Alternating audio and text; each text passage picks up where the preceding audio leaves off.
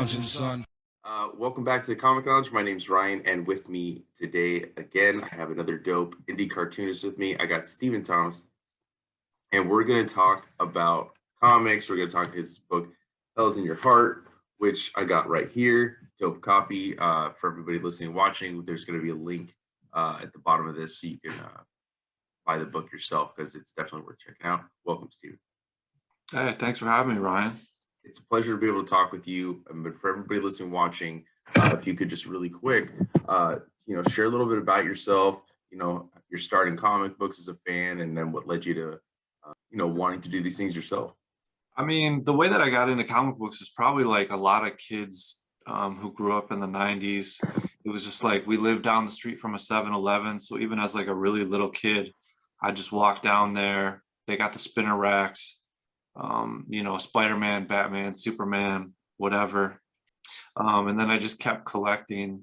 And then I think I was like 14 the first time I got a copy of Sin City. And that blew my mind at the time. It was just like, that changed everything. It was just like, the drawings were so weird. And the violence was so intense. It was, I don't know. I poured over that book. It was like I got it from one of my best friend's older brothers.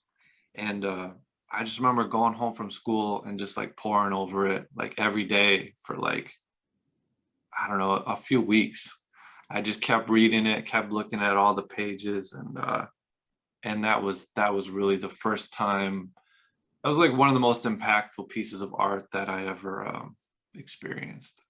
So yeah, I mean, I think Frank Miller for me too early was very during my formative realizing comic books aren't just what you see on TV, like the cartoons or whatever.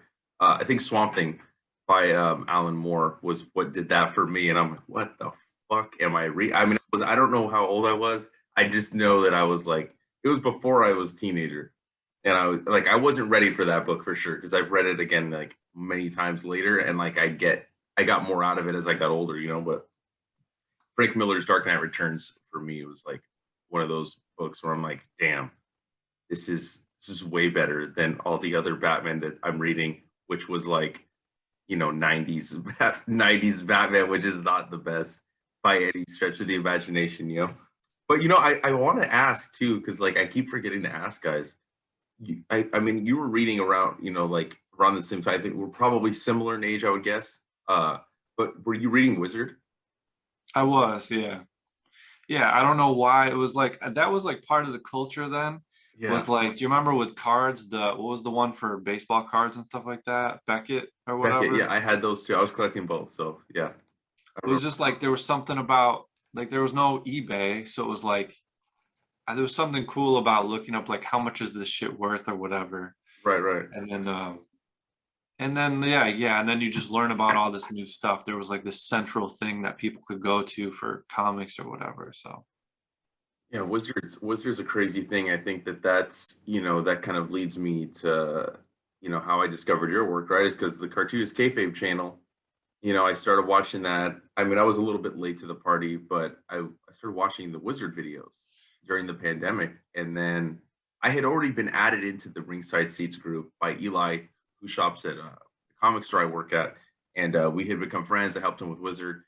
Then I started paying attention more to the group after I started watching the videos. I'm like, oh fuck, I gotta get in this group more. I have to be more active, and that's how I discover your stuff. And I think it's fucking dope. I really, like I said, I really love the book. And, I like that, you told me you should really get this companion piece. I glanced through it because I realized that I didn't want you to inform me too much. I was going to read it first before the book. And then I'm like, fuck, I don't want it to be in my head as I'm reading. I feel like I should just look at the book first and then glance. And I wanted to be able to chat with you without having too much in my head. So I was wondering if you could talk a little bit about this project. Is this your first published book? Did you have something before this? And kind of what is the response been like for you in the group? Because I see everybody just loving the book, and I know you're also being distributed through strangers as well, right? Yeah, it's my first comic book. So okay. I wanted to do comic books even as like a little kid, but it was just one of those things I just never did it. I was always just one of those kids who drew like guys. Like I would draw like, Yeah. you know what I'm saying? Like you're just Yeah. drawing characters. But I Right. didn't know how to put all that stuff together. I had how to draw comics the Marvel way, like everybody did. But you know, you look at it's like that book is so funny to me now because it's like you're looking at John Buscema, right? Is that's it's and he's like one of the greatest comic book artists ever. And Yeah. they're you're reading it and they're just like, yeah, just do this. Just draw like John Buscema. It's Yeah. like, who can do that? You know, so but then like I'd always be creative. And then in my early 20s, I got into doing fine art. Mhm. And then eventually I released this book like, I don't know, 8 months ago or something like that called Where the Devil Dwells. And it's just like a book of drawings, sketches, but it sort of has a narrative. And I was very much like influenced by there's another guy who's not on the Facebook group, but he was featured on one of the mailbag episodes. His name's Joshua Grand Rapids. He's an incredible cartoonist. This is a guy that I grew up with, Mhm. um, a comic book friend of mine. And he put this book out. They featured it in the mailbag, and I was just like, we were hanging out at the time, and I was like, man, like this is so awesome. Like Mhm. we both always wanted to do a comic book. He finally did it, and so I was like, all right, I gotta try at least. I gotta try to do this. So very tumultuous time in my life. 2019, and then 2020 was obviously Of difficult for course. everybody. Right. So I didn't know what to. As a fine artist, I'm not really like a storyteller.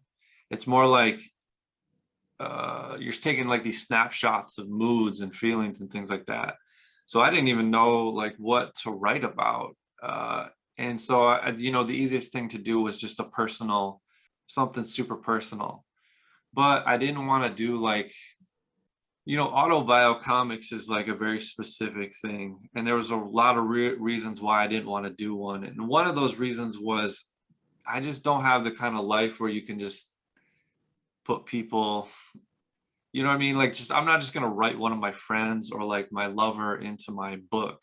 You know what I Right. mean? I mean, Mhm. like in a really direct way like that. It's just not something that I wanted to do.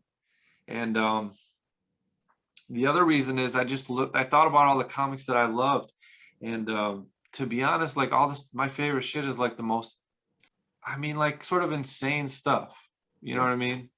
Like Sin City or like Al Columbia, or it's not like I don't really have a lot of interest in just drawing people just kind of walking around talking to each other or whatever.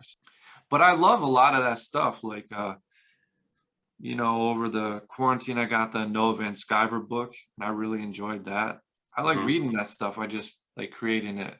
I just didn't want to do that. So when I was creating the book, it was like a big challenge. Like comics are a lot. Like it's a really rewarding thing, but it's a lot of work. Yeah. It, it's tough. So, and then when I finished the book, like as I was finishing the book, I was like, because it was such a personal thing, I wanted to just, I wanted to write a little zine companion thing for it, just to sort of further contextualize the project for people who wanted to learn more about it or to kind of have a better idea of it. It was more for me. It was like an exercise in sort of letting some feelings go and something like that. So that's how that came about. Okay. Yeah. I mean, I think you get, like I said, I I wanted to read it after we talked. Like I glanced through like the different pages because you like when you told me like you really need to read this to get the full scope and to really like get the full picture of the book. I'm like, well, I have to get it then, right? So and I glanced at some of this stuff. So like it was interesting because I had looked at it first, right? So like you talk about, I think you talk about like body shaming and stuff like that, and you're talking, and as I'm talking, you're telling me that you wanted to write that something that was personal, but it's like you're not directly saying who people are within the book, right? So I was wondering if you could kind of elaborate more on that in terms of what your intention with this book is, what the book means to you in terms of the way you put it out, because like it's very I mean, you got like this demon and shit, right? And like I think you talked about too in the zine, wanting to put you touch on religious stuff as well with like, Yeah. So the book breaks down into three parts. The first part of the book is sort of a metaphor on like how I feel about myself. Um, the second part of the book is how I feel about this person who I care about and cares about me. And the third part of the book is sort of like an outlook that I have on the world. It's interesting. So I grew up in like a pretty religious, West Michigan is like a really religious area. So I grew up like in the church, sometimes twice a week, doing all the stuff, you know what I oh mean? man, yeah, that's hectic. Uh, so it was weird. And it was also during a time like, the 90s was this very like, I feel like there were a lot of like groups and things like that were worried about kids being exposed to music and movies and things like that. So there was this always this push pull in my life of um, wanting to see things that I wasn't supposed to see. You know what I mean? So comic books were very much a part of that. Like I couldn't look at Spawn when I was a little kid because like it was about demons and stuff like that. But I remember seeing this kid who had this copy of Spawn and it was like him in front of this moon. And it was just like this most mesmerizing image. You know what I mean? I want to know what it was about. And the same thing I discovered Hellboy later in life because Mignola's such an incredible artist. Hmm. But at the time, I remember looking at it being like, I can't look at this. It's like, you know, it's about demons or whatever. So it took me a long time to sort of come around to like horror and things like that. But very much like part of the work that I do now. Like that imagery is just like always sort of captivating to me. So So was it like it was something within yourself that you're like, I can't look at this stuff? Or was it like, did it start with your parents saying like, oh, you can't have that in the house? I'm kind of curious. oh, definitely like with my parents. Okay. It was like I remember one time I was a kid and for a birthday, this kid got me a Masters of the Universe figure, right? Hmm. It was one of the bad guys. So it like looked like, you know, a monster or whatever. And my mom was just like, you can't have that, like whatever. So there was like this element of sort of like I don't know, shame or fear when I look at that stuff. Like we didn't watch horror movies in the house that I grew up in. It's not like my parents were super strict. Like we could still watch like The Simpsons and I could get away with a lot. Like there's no Ouija boards, no Dungeons and Dragons, none of that stuff. Like anything that was like borders on like spiritual or demons and things like that, it's just like, you know, I wasn't supposed to be looking at. So if I saw something like that, it was like this feeling of like I'm not supposed to be looking at this or whatever. Hmm. So that's sort of where that came from. Okay, so when you start like obviously this isn't the first time you've done art, right? Like this is your first comic book, like you said, you started with fine art. When did that world kind of open up to where you're like you started to feel I don't know, not feel more comfortable, but like you wanted to express yourself in that way with this type of subject matter with your art? Oh, not very long. It hasn't been very long where I was like really open to that. I mean, I've been open to looking at that stuff for a long time.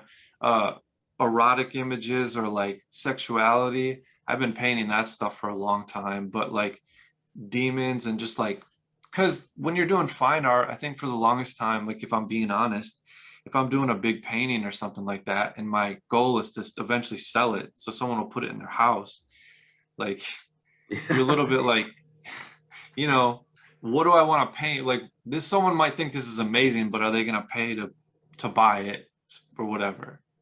When I did that book that I mentioned earlier called Where the Devil Dwells, I was like, I'm just gonna go, I'm just gonna lean into it, you know. And that's when that started. And that book's even like probably a little bit more graphic than Hell is in Your Heart, but that's that sort of opened that up for me. It's like I felt like I unlocked I like unlocked something when I did that book, you know, and Yeah. it was like part of the voice that I've been like looking for or something like that. So, and the response has been like pretty positive from people.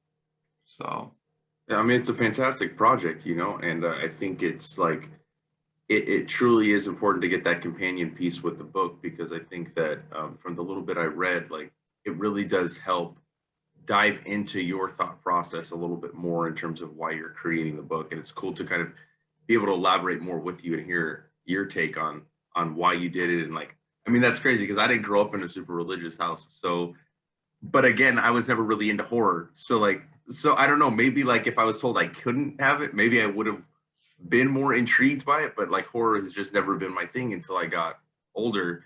And I think that it's was it freeing for you in some way creatively to kind of do this kind of project? yeah, it was definitely freeing. It was for anyone who reads the companion book, it's it's very personal. I say a Mhm. lot in there I wouldn't say otherwise. So it was scary. Like I specifically finished that companion book sort of like right up to the deadline. I knew that I was gonna like ship and print and all that stuff because I knew if I like sat on it for long enough, I wasn't gonna put it out. Once it was to print and I started shipping it out, it was like, like any art project like that, it's just like you just put it out into the world and it's like, okay, I don't have control over the results anymore. Like Mhm.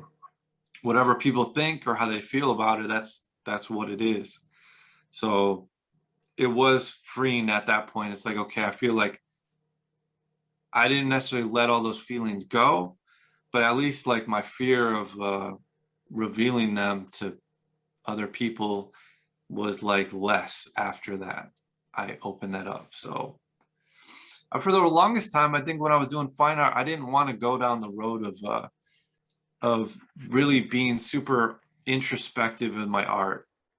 I remember reading, I was talking to this artist one time and she was like, I only paint pictures of myself because then I can be the most connected. It's like the most pure form of art or whatever. And I remember just thinking like that just turned me off to the idea of, Yeah. you know, That's that I've never heard of that. That's a interesting take. yeah. So, but then I think when I finally did open myself up to like maybe thinking about myself more in my art, then that definitely like unlocks something. And I don't know, the next project I'm working on is a little bit more outward, like it's more of like a true story.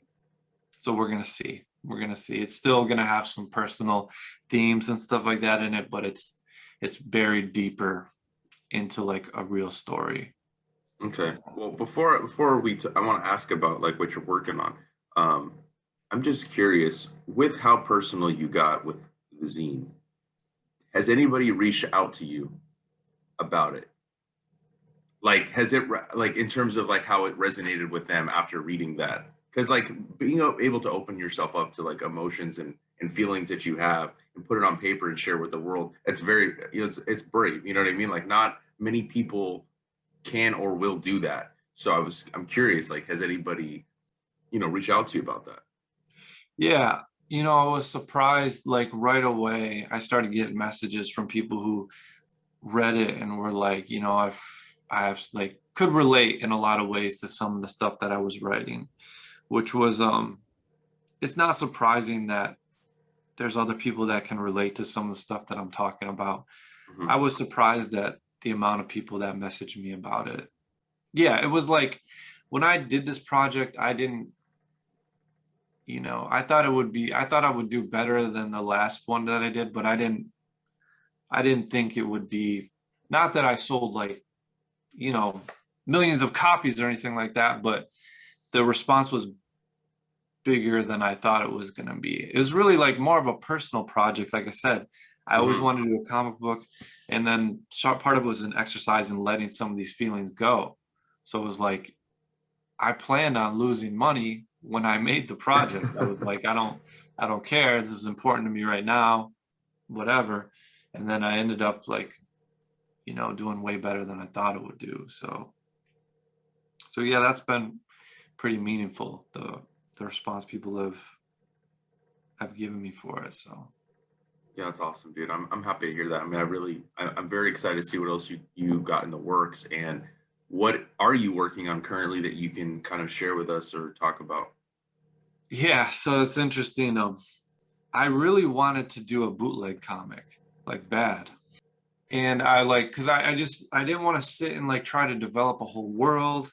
I just wanted to an exercise on like how to write a story. So I was like, well, let me try to use some characters that already exist. So I thumbed out and I wrote like 10 pages, 12 pages of this like Mortal Kombat bootleg. Yes. Because I was like, that lends itself to my style, right? Demons, fighting, violence, whatever. But it was going to be a little bit more like threaded with some emotional, it probably wouldn't have been the bootleg that people maybe wanted, but it would have been interesting. But I kept doing drawings for it and it was just so clunky and I just couldn't, you know, sometimes like I read about artists who like plan everything out and I'm like always really impressed with the organization skills that they have. For me, it's like if I create a number of images that just like, I don't know, it's almost like a green light or something like that. So I just couldn't get that to go with the bootleg. So then one night I'm just drawing like vampires for whatever reason, just drawing vampires. I probably had been reading some Mignola or something like that, Mignola, however you say it, and it just felt right. Uh, and so it's a story. Um, I don't know if I want to say too much about it, but it's Okay. vampires, and it's definitely got some of those emotional elements in it. It's not quite like a soap opera, but it's I think it's going to be cool. Definitely still going to be some violence and things like that, but I hope it's good. Vampires is tricky because there's so many vampire stories that already exist, so it's like I don't know, but I'm gonna try. We're gonna see. So I'm a couple pages into it already. Yeah, should have some more images from it pretty soon. All right, awesome, dude. Well, yeah, I don't want you to spoil anything. I'm excited for it. Let's talk about your distribution, how you hooked up with strangers. I mean, they're distributing some really dope indie cartoonists. I think it's really cool. I mean, they came out of nowhere kind of in the last year, um, and snatched some of you guys up. So I think that's pretty dope. Do you self-publish this one, right? And then, so how does that work with you self-publishing, but then also being distributed? Like you send them off a bunch of copies, and then they kind of deal with it from there. Yeah, it's just a distribution thing. Strangers is interesting because it's a fanzine. It's a distribution outlet for independent creators, but also he's getting into publishing. He's put out a few books so far, and yeah. So basically, it's like it's a I self-published the whole book myself, and then Mhm. I send them books, and then they sell them, and they give me a percentage of what they sell. So it's not complicated, but I have a good relationship with them. Eddie's one of the best guys. I mean, he's super nice. I love what they're doing. So, Mhm. so yeah, I hope to continue that relationship into the future. All right, cool, man. And when can we expect some announcements on your next book? I don't know. I think like there's a point of no return with a book, and for me, it's usually around the 8 to 10 pages. And once I get there, then I'll probably announce it. And then I don't know. I'd like to do like an actual Kickstarter this time, Yeah. or Indiegogo, or however that works. And yeah, I don't know how I'm going to release it yet. I kind of want to do just single issues. I'm guessing that the story will end up being at least more than one book. It might end up being two. Mhm. So, but I'd like to do, similar size as Hell is in Your Heart. All right, cool, man. Well, I'm definitely stoked to hear about the new project. I can't wait to see it. I love the book a lot. Before we get out of here, I was wondering if you could kind of share maybe some of the stuff that you're currently digging comic wise, maybe some cartoonists that you're really into. Yeah. Now's a regular weird time. Whenever I start working on a book, it's always strange. I feel like when I um right before I start working on something, I cycle through tons of stuff. But I'm sort of always reading. There's this artist named CF.